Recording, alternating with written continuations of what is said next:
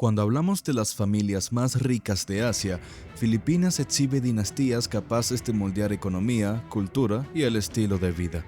En este viaje, revelaremos a los clanes cuya fortuna no solo posee empresas, posee legados, no administran marcas, administran ciudades, costumbres y aspiraciones. Rastrearemos apellidos, balances y silencios, jets privados, barrios amurallados, fundaciones discretas y decisiones que afectan a millones. Las cifras impresionan, pero lo decisivo es el alcance. Concentran logística, alimentos, banca, energía, telecomunicaciones y ocio. Cada bloque desentrañará un imperio, cómo surgió, en qué invierte, cómo vive y qué valores presume. Desde mansiones en Forbes Park hasta resorts lejanos, desde auditorías a donaciones. Seguiremos la huella del poder con pulso cinematográfico. En Filipinas hay clanes que no solo dirigen negocios, marcan el ritmo del país. ¿Quiénes son? ¿Cuánto valen? ¿Qué los distingue? Lo veremos uno por uno, sin eufemismos, empezando por un apellido que convirtió una cervecera en conglomerado. Y cuidado, detrás del lujo hay estrategias, y detrás de las estrategias, voluntades que saltan del Consejo de Administración al Congreso. Esto no es un inventario, es un mapa de poder. Lo más revelador aún está por contarse. Abramos con la familia Cojuangco, valorada cerca de $1.000 millones, una dinastía con riqueza entrelazada al pulso de la economía. Al timón estuvo Eduardo Danding Cojuangco, magnate que transformó San Miguel Corporation en un coloso con intereses en alimentos, bebidas, energía e infraestructura. Bajo su mando, el patrimonio se disparó y el apellido entró con fuerza en las listas de los más ricos. La riqueza, además, es un modo de vida. Mansiones en Forbes Park, arte, diseño, discreción y un círculo social blindado. Se mueven en jets privados, eligen resorts de lujo y coleccionan experiencias de alta cocina y alta costura. La nueva generación, como Dominic Cojuangco, mezcla legado y modernidad como socialité y emprendedora, con proyectos de belleza y comunidad digital que amplifica su influencia. Tras el brillo, filantropía, donaciones a universidades y organizaciones religiosas, patronazgo que perfila a la familia como mecenas discretos, y en la esfera pública su sombra es alargada. La candidatura presidencial de Danding y los lazos con los Aquino prueban que este apellido no solo pesa en balances, negocios o nación. En su caso, ambas cosas, del Consejo de San Miguel a los pasillos del poder. Seguimos con la familia Po, estimada en $1.600 millones, una epopeya que arranca con Ricardo Poe-Sar, visionario que detectó la oportunidad de ofrecer atún enlatado de calidad a precio accesible. De esa intuición, a fines de los 70, nació Century Pacific Food. El empuje de Century Tuna convirtió una simple lata en símbolo de confianza y palanca de expansión. Pronto diversificaron a carnes en conserva, lácteos y coco, con marcas queridas como Argentina, 555 y Angel. Sus productos no solo llenaron estantes, alimentaron a millones y consolidaron liderazgo en manufactura de alimentos. Con el éxito, la fortuna entró en los miles de millones. Po, que superó carencias en su juventud, apareció en Forbes. Tras su fallecimiento en 2021, el legado pasó a sus hijos, con Christopher Poe al frente, llevando la empresa a nuevos mercados dentro y fuera del país. Detrás del telón, poseen inmuebles en barrios exclusivos de Metro Manila y viajan con discreción, sin alardes. Prefieren que hable la marca y la cadena logística que la sostiene. Su filantropía, centrada en seguridad alimentaria y educación, devuelve al país parte de lo que el país les dio. Se mueven en silencio, pero su huella está en cada despensa: atún, leche y coco que conectan negocio, nutrición e influencia. Otra saga clave, la familia Cue, con alrededor de $1.700 millones. Todo empezó en 1945, cuando Mariano Cue, con un carrito y unas botellas, abrió una botica en Manila. Así nació Mercury Drug. De esa tienda de posguerra emergió la mayor cadena farmacéutica del país, con miles de puntos que marcan el pulso de la salud cotidiana. Al frente, Vivian Cue Ascona y sus hermanos han modernizado procesos sin traicionar la misión original: acceso fácil y confiable a medicamentos, vitaminas y bienestar. La escala es monumental. millones de filipinos confían en Mercury para necesidades diarias, de recetas crónicas a cuidado personal. La riqueza acumulada por décadas figura en listados de fortuna. Sin embargo, el clan evita reflectores, no exhiben lujos en redes ni desfilan en eventos de alta sociedad. Prefieren el bajo perfil, con residencias en enclaves exclusivos y viajes discretos. El éxito les permite todas las comodidades, pero su relato insiste en servicio y continuidad. En filantropía se enfocan en salud y educación, financiando programas alineados con la visión de Mariano, mejorar vidas sin pedir aplausos. En el mapa empresarial, Mercury no es solo negocio, es infraestructura social, el latido farmacéutico de un país que confía en una ventanilla abierta cada día. Turno de los Tan. Con cerca de 1.800 millones de dólares, la historia de Andrew Tan, que partió de la modestia para redibujar el skyline de Manila con Megaworld Corporation, popularizó los townships integrados, Eastwood City, McKinley Hill, donde vivir, trabajar y divertirse conviven en una misma trama urbana. El músculo se multiplicó con Emperador, que convirtió a la familia en referente global del brandy y se coronó con la compra de Fundador en España. A ello se sumó Resorts World Manila, pieza que mezcla hospitalidad de lujo y entretenimiento, y, vía Alliance Global, apuestas en alimentación rápida que aseguran flujo de caja estable. El portafolio, inmobiliarios, licores, hotelería, ocio y restauración blindó su fortuna frente a ciclos económicos. Aún así, mantienen perfil bajo, poseen propiedades fastuosas y viajan con comodidad, pero permiten que hablen las obras. Su legado no es solo dinero, son ciudades dentro de la ciudad, empleo, turismo y marcas que viajan. ¿Cómo se sostiene un imperio así? Con visión largoplacista, integración vertical y una intuición para detectar dónde vivirá el siguiente peso filipino. Y lo más interesante llegará al comparar su modelo con el de otra banca familiar que eligió un camino distinto. Otra dinastía con un patrimonio de 1.800 millones de dólares es la familia Tai, cuyo patriarca, George Tai, desafió un sistema bancario dominado por veteranos cuando fundó Metrobank en 1962. Con apenas 29 años, su osadía levantó uno de los bancos más sólidos del país y abrió las puertas a un imperio diversificado: inmobiliaria, energía, seguros y automoción. Tras su muerte en 2018, sus hijos Arthur, Alfred, Anjanet, Alessandra y Anson tomaron las riendas, consolidando un legado que se proyecta hacia el futuro. Arthur, al frente de Metrobank, asegura su estabilidad. Alfred lidera Federal Land, transformando el horizonte urbano con torres y complejos residenciales. Además, GT Capital Holdings le ha dado control sobre Toyota Motor Philippines, energía e incluso seguros, cimentando su peso en sectores clave. Aunque su fortuna asciende a miles de millones, los Tai prefieren la sobriedad, mansiones privadas, viajes exclusivos, pero sin excentricidades públicas. El verdadero lujo es el poder silencioso, el que moldea banca, vivienda y transporte sin necesidad de pronunciar palabra. Los Gokongwei, con una riqueza cercana a los 1.900 millones de dólares, escribieron una de las sagas más inspiradoras de resiliencia. John Gokongwei Jr., huérfano y vendedor callejero en Cebú, levantó JG Summit Holdings, un conglomerado que respira en casi todos los sectores: alimentación, aviación, inmobiliaria y telecomunicaciones. Universal Robina abastece con snacks y bebidas. Cebu Pacific democratizó los cielos con vuelos accesibles. Robinson's Land rediseña ciudades y sus inversiones en PLDT marcan el pulso digital. Hoy, su hijo Lance lidera junto a sus hermanas Faith, Hope, Lisa y Marcia, manteniendo el rumbo con disciplina y visión global. Aunque su imperio mueve miles de millones, la familia se mantiene reservada. Se enfocan en negocios, en la expansión internacional y en su fundación, que impulsa educación y programas comunitarios. Los Gokongwei disfrutan de la vida de élite, sí, pero prefieren que su historia sea contada en dividendos, becas y vuelos populares. Una saga de humildad, trabajo y tenacidad que demuestra cómo del pavimento polvoriento pueden hacer un coloso corporativo. Con 2.200 millones de dólares, la familia Aboitiz representa una de las dinastías más antiguas y diversificadas del archipiélago. Paulino Aboitiz, inmigrante español, plantó las semillas con un negocio de abacá en Cebú hace más de un siglo. Allí surgió Aboitiz Equity Ventures, un gigante con brazos en energía, banca, agroindustria y bienes raíces. Aboitiz Power se ha convertido en uno de los mayores proveedores eléctricos del país, mientras Union Bank lidera la banca digital.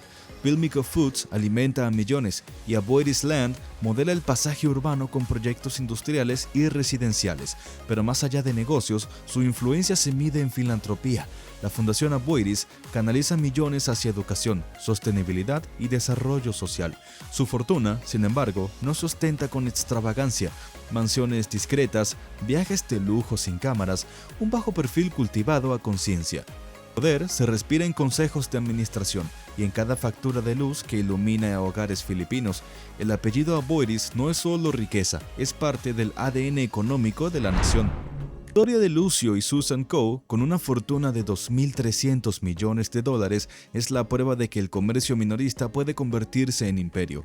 En 1998 fundaron Pure Gold Price Club, un supermercado pensado para familias con presupuestos ajustados. Lo que empezó como un local modesto se convirtió en una red de cientos de tiendas que cubren el país entero. Pero Lucio no se conformó con la distribución, expandió su poder hacia inmobiliaria, hostelería y producción de alimento a través de holdings como Costco Capital. Esa diversificación multiplicó las cifras de su fortuna y lo situó en la élite empresarial. En privado, disfrutan de residencias en enclaves exclusivos, viajes a medida y experiencias de lujo, aunque evitan el exhibicionismo. Su filantropía se orienta a educación y programas comunitarios, con un perfil discreto. El apellido Coe no aparece en titulares de escándalo, sino en balances que mueven cifras gigantes, con visión estratégica y austeridad pública.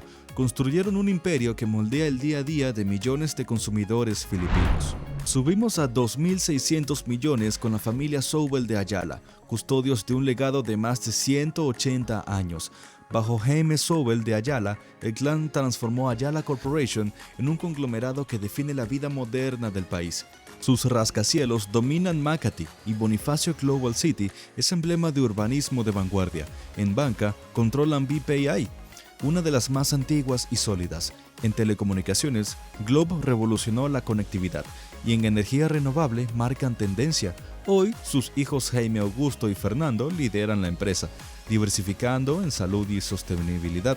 Aunque poseen miles de millones, cultivan la imagen de empresarios humildes, con un estilo reservado y filantropía robusta. La Fundación Ayala invierte en educación, cultura y desarrollo sostenible. Viajan en silencio, residen en mansiones discretas y prefieren el consejo al espectáculo. Los Sobel de Ayala encarnan un modelo distinto. Su poder no se mide solo en patrimonio, sino en cómo han moldeado a la nación a lo largo de generaciones. Su apellido es sinónimo de modernidad, responsabilidad y visión a largo plazo. Los $1.700 millones, la familia Tan, encabezada por Lucio Tan, es sinónimo de resiliencia y expansión. Desde sus humildes orígenes levantó Fortune Tobacco en los 60, cimentando un imperio que pronto abarcó cerveza, banca, aerolíneas y bienes raíces. Asia Brewery le permitió disputar el mercado de bebidas a gigantes internacionales, mientras la adquisición de Philippine Airlines consolidó su poder en los cielos. En banca, el control del Philippine National Bank extendió su influencia al sistema financiero. Con el LT Group Inc., los Tan administraban un portafolio diverso que abarca sectores vitales. Aunque el clan disfruta de mansiones y lujos, mantienen perfil discreto, proyectando la imagen de trabajadores incansables. Lucio Tan es visto tanto como visionario como polémico. Enfrentó investigaciones fiscales y controversias políticas, pero su imperio resistió. La familia representa un modelo de acumulación basado en diversificación agresiva y control centralizado. Su historia recuerda que, en Filipinas, el poder económico suele caminar de la mano del político. Tony Tan Caktiong y su familia, con $2.900 millones, protagonizan una de las epopeyas más queridas, la creación de Jollibee. Lo que comenzó en 1975 como una heladería en Quezon City se transformó en el gigante que venció a McDonald's en su propio terreno. Al añadir platos como pollo frito, espagueti y hamburguesas con un toque local, Jollibee capturó el corazón de los filipinos y se expandió globalmente, con miles de sucursales en Asia, Oriente Medio y Estados Unidos. La empresa matriz, Jollibee Foods Corporation, controla además cadenas como Mang Inasal, Burger King Philippines y Chowking. El apellido Tan Caktion ahora simboliza innovación y cercanía cultural, pero también visión empresarial. Detrás de la sonrisa de la abeja roja se ocultan jets privados, residencias de lujo y un emporio que genera miles de millones. Aún así, la familia mantiene una imagen humilde, reforzada por la Jollibee Foundation, que impulsa programas de alimentación y ayuda en desastres, de postres sencillos a reinar en la comida rápida, un relato de ingenio y perseverancia. Los Konsunji, con $3.400 millones, representan el músculo de la construcción filipina. David Konsunji, considerado el padre de la construcción, fundó en 1954 DMCI Holdings, una empresa que comenzó con obras públicas modestas y acabó transformando el país con carreteras, puentes, plantas de energía y complejos residenciales de lujo. Hoy su hijo Isidro lidera el conglomerado, junto con sus hermanos, expandiendo hacia la minería con Semirara, la mayor productora de carbón del país, y al sector del agua mediante Maynilad. Sus torres y urbanizaciones marcan el horizonte de Manila, prueba invisible de su influencia. Aunque disfrutan de propiedades exclusivas y viajes de alto nivel, mantienen una presencia pública sobria. La Fundación Konsunji apoya educación y salud, reforzando una imagen del compromiso social. Su legado es tangible. Basta recorrer la infraestructura nacional para encontrar huellas de su poder. Son constructores de concreto, pero también arquitectos de influencia, una familia que convirtió cemento en símbolos de progreso y riqueza duradera. Con $3.800 millones, la familia Ang se consolidó gracias a la visión de Ramón Ang, figura clave de San Miguel Corporation. Inició en el negocio automotriz, pero su acercamiento a Eduardo Conjuanco le abrió las puertas del conglomerado más grande del país. Bajo su liderazgo, San Miguel dejó de ser solo cerveza y alimentos para transformarse en un titán con inversiones en energía, infraestructura, carreteras, aeropuertos y refinación de petróleo. Además, Ramón Ang fundó Eagle Cement, reforzando su huella en el sector industrial. Su estilo es audaz, invirtiendo en áreas estratégicas que tocan la vida diaria de millones. El clan disfruta de lujos discretos, su verdadera marca es la capacidad de alterar la economía nacional con un solo movimiento empresarial. Ang encarna la ambición que no se conforma. Cada paso es expansión, cada proyecto una apuesta por escalar. Su historia es la de un hombre y una familia que transformaron un imperio cervecero en columna vertebral de la economía filipina. Los Villar, con una fortuna estimada en $10.900 millones, son ejemplo de cómo un origen humilde puede convertirse en emporio. Manny Villar creció en Tondo, uno de los barrios más pobres de Manila, y comenzó vendiendo mariscos en un mercado. Detectó una oportunidad en la vivienda accesible y fundó Camela Homes, germen de Vista Land y Lifescapes, hoy una de las mayores desarrolladoras inmobiliarias del país. Su visión creó comunidades, malls y complejos que redefinieron el paisaje urbano. El apellido Villar ahora está asociado al poder político. Manny fue senador y candidato presidencial, mientras su esposa, Cynthia, y sus hijos participan en política y negocios. Su diversificación en retail con All Home y All Day amplió aún más el alcance familiar. Aunque disfrutan de mansiones, resorts y lujos globales, mantienen el curso de conexión con sus raíces. A través de la Villar Foundation impulsan programas de reducción de pobreza y educación, de Tondo a la cúspide, una narrativa de superación que hoy simboliza el peso de una dinastía económica y política. Con $11.100 millones, la familia Rayson encarna la ambición de conquistar el mundo desde un puerto filipino. El abuelo de Enrique Rayson Jr. fundó en los años 30 una operación portuaria modesta que su nieto transformó en International Container Terminal Services Inc., ICTSI, hoy una de las mayores operadoras de terminales del planeta. Desde Asia hasta América, África y Europa, su emporio mueve miles de millones en contenedores y tarifas portuarias. Pero Enrique no se limitó a los muelles, diversificó hacia la hostelería de lujo con Bloomberry Resorts y su Solar Resort and Casino, además de energía e infraestructura con Prime Infra, apostando por proyectos sostenibles de agua y electricidad. La familia disfruta de mansiones, resorts privados y jets, aunque Enrique prefiere la discreción mediática. A través de su fundación financia educación y salud, reforzando la idea de que su poder no es solo económico. El apellido Rayson hoy es sinónimo de globalización, de los muelles de Manila a los puertos del mundo, con el lujo como recompensa silenciosa. El apellido Tsai es sinónimo de supremacía empresarial. Con $13.000 millones, los 6 hijos del difunto Henry Tsai heredaron un imperio construido desde una pequeña zapatería en Manila hasta el coloso SM Investment Corporation.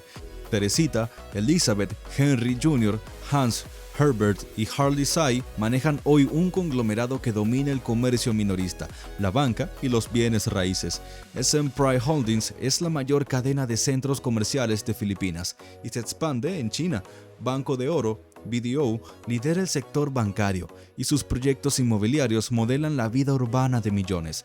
Aunque poseen fortunas incalculables y mansiones exclusivas, cultivan un perfil bajo, dejando que sus malls hablen por ellos, templos modernos del consumo que definen la experiencia cotidiana. La SM Foundation canaliza parte de esa riqueza hacia becas y programas de salud, reforzando la narrativa de responsabilidad social.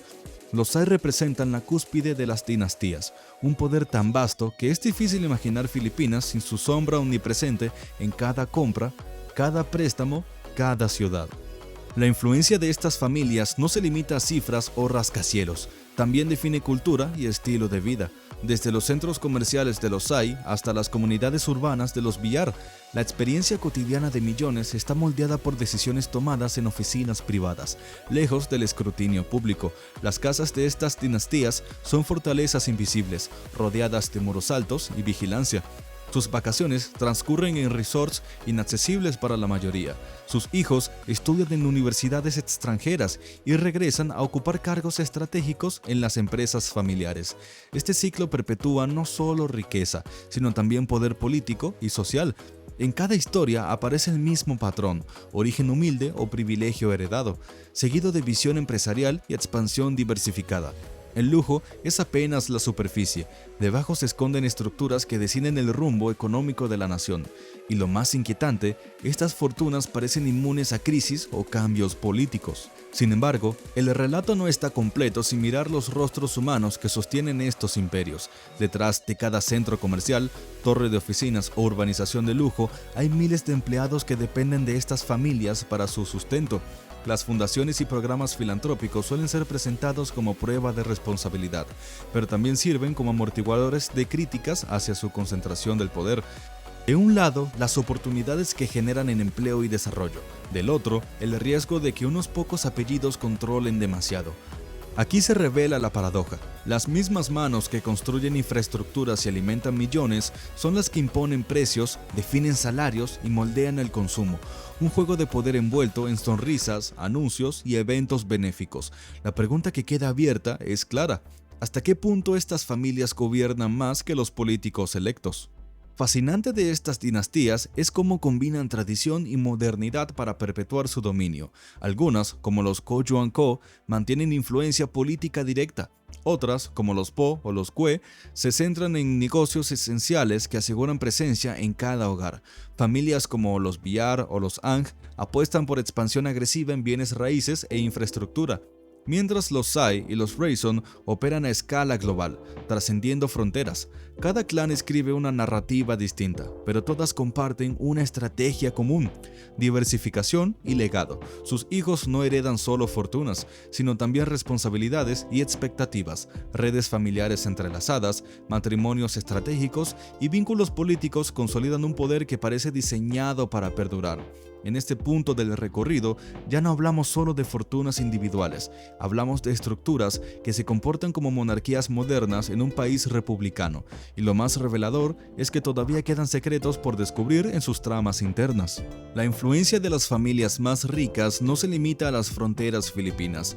Muchas han extendido sus tentáculos a mercados internacionales. Los Tsai expandieron sus centros comerciales a China. Los Ang se adentraron en la industria cementera global y los Villar exploran el mercado asiático con desarrollos inmobiliarios. Esta proyección internacional no solo diversifica sus fortunas, también asegura que su influencia crezca más allá del control local. Inversiones en banca extranjera, cadenas hoteleras globales y colaboraciones con gigantes multinacionales hacen que estos clanes no sean únicamente actores nacionales, sino jugadores regionales.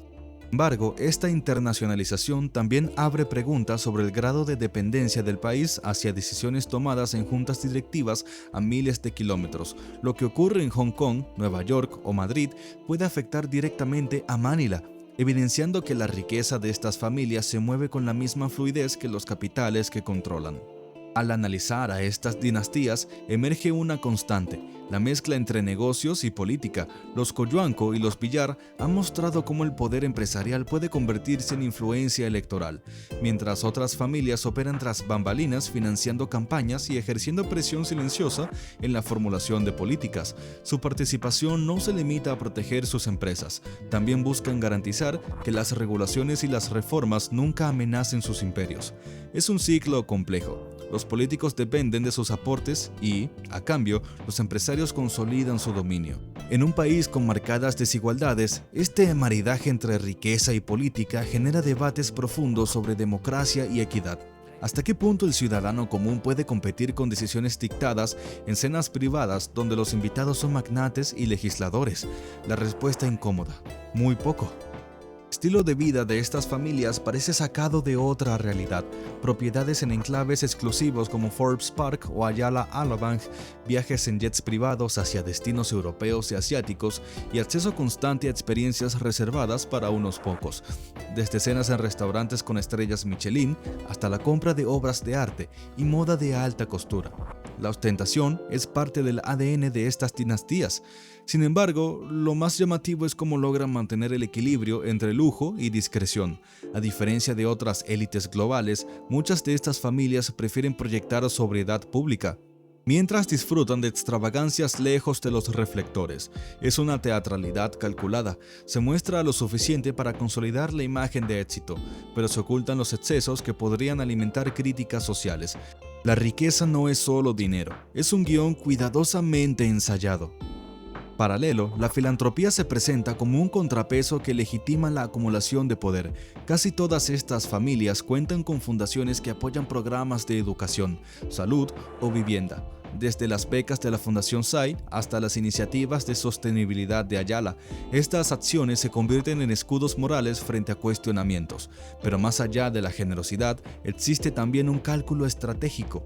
Cada proyecto filantrópico fortalece reputación, expande influencia y suaviza las tensiones con un pueblo que observa con escepticismo la desigualdad creciente.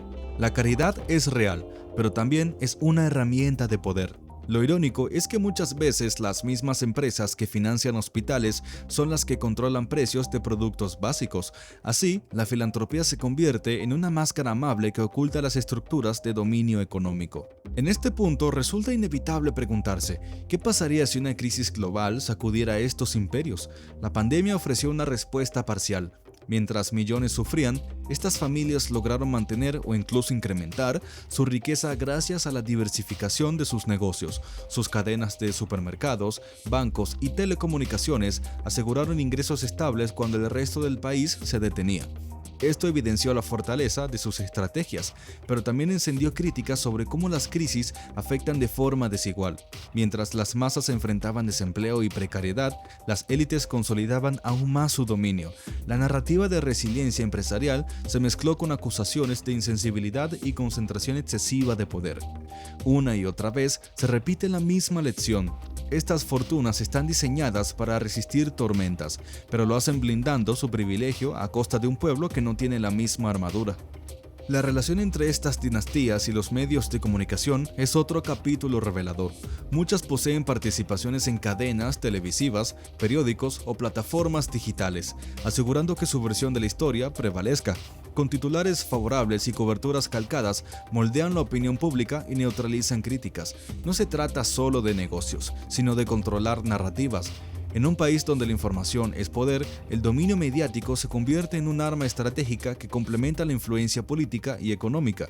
Al manipular la forma en que la sociedad percibe la riqueza, refuerzan la idea de que sus fortunas son inevitables, naturales e incluso necesarias. Pero bajo esa apariencia, lo que se esconde es un sistema diseñado para perpetuar desigualdades, lo que se publica, lo que se silencia y lo que se magnifica. Todo responde a intereses familiares cuidadosamente protegidos. Otro ángulo clave es la sucesión generacional. Estas familias no solo heredan empresas, sino también mentalidades. Los hijos de magnates estudian en Harvard, Stanford o universidades europeas, adquiriendo contactos globales antes de regresar al país para ocupar posiciones estratégicas. El relevo no siempre es pacífico.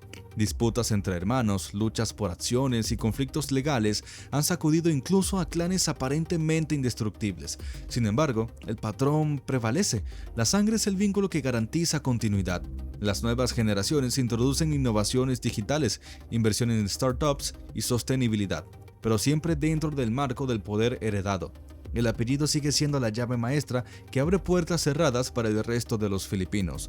Así, la riqueza no solo se conserva, se adapta a los tiempos, asegurando que la dinastía nunca pierda relevancia. La crítica social hacia estas élites se intensifica en un país donde millones viven en pobreza extrema. Los contrastes son abrumadores. Mientras los SAI inauguran centros comerciales de lujo, familias enteras sobreviven con ingresos diarios mínimos. Las fundaciones de los magnates mitigan, pero no eliminan, la percepción de injusticia. Intelectuales y activistas denuncian que la concentración de poder en unas pocas familias limita la movilidad social y perpetúa brechas históricas. El discurso de éxito se enfrenta a la realidad de desigualdades estructurales. En manifestaciones y redes sociales surgen voces que exigen reformas, mayor fiscalización y redistribución de oportunidades. La pregunta late con fuerza: ¿hasta qué punto es sostenible un país donde unos pocos deciden sobre el destino de tantos? Las fortunas de estas familias son admiradas y criticadas al mismo tiempo, iconos de orgullo y recordatorio de carencias. Más allá del poder económico, estas familias se convierten en símbolos culturales. Sus historias de superación, lujo y polémicas alimentan películas, series y novelas. El pueblo consume sus relatos con fascinación, a veces con envidia, otras con indignación. Los apellidos se convierten en marcas. Villar es sinónimo de vivienda, SAI de centros comerciales, Coyo & Co de política, TAN de licores y aerolíneas. Esta mitificación fortalece su poder. No son solo empresarios, son personajes de un relato nacional. Sin embargo, también los hace vulnerables. Escándalos, caídas bursátiles o disputas internas pueden dañar su prestigio con la misma rapidez con la que fue construido. La cultura popular, en su afán de héroes y villanos, convierte a estas familias en protagonistas perpetuos de una telenovela real, donde cada capítulo revela nuevas facetas de la corrupción, la ambición y la ostentación. Al concluir este recorrido, queda claro que las familias más ricas de Filipinas no solo poseen dinero, sino la capacidad de influir en política, economía, cultura y sociedad. Son los verdaderos arquitectos de un país donde el poder se hereda y se multiplica. Cada apellido carga una historia de sacrificio, ingenio y, al mismo tiempo, concentración desmedida de privilegios, desde los muelles globales de los Rayson hasta las urbanizaciones de los Villar, pasando por los malls de los SAI y las boticas de los CUE. La vida de millones está marcada por decisiones tomadas en oficinas privadas. Y, sin embargo, lo más inquietante aún está por llegar. Estas familias son apenas el principio. Tras ellas, existen redes globales de oligarcas que reconfiguran economías enteras. Si este video te sorprendió, espera a descubrir cómo otros clanes en Asia están moldeando el destino del continente entero. El lado oculto del poder todavía guarda capítulos que no conoces.